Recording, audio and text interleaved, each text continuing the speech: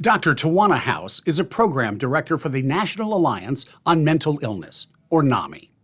She joined us live on WEAR News to discuss NAMI FaithNet Escambia, a program she now heads up. An initiative to encourage the exchange of information, tools, and resources for faith leaders and faith communities, regardless of religion or denomination. Dr. House is on a mission to prevent suicide, and she speaks from experience. 3 times I've attempted suicide in my life. Once when I was in elementary school, once when I was in middle school, and the last time was when I was actually pregnant with my youngest son.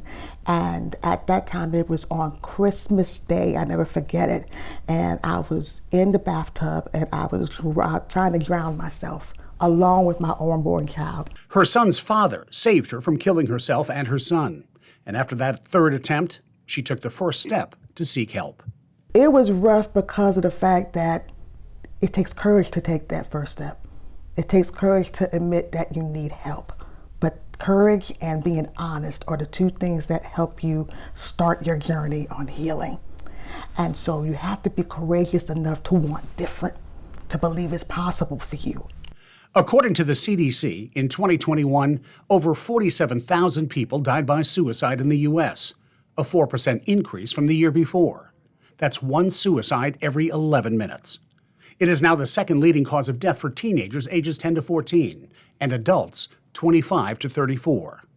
NAMI is trying to combat those numbers by training educators and faith leaders and providing counseling. You have to be self-aware of who you are to say, I've had enough. And a lot of these young people who are taking their lives are saying that's their way of crying out for help, saying, I've had enough. And so we need to be able to open our ears and listen to them and not ignore them and act as if, oh, they're just going through a phase.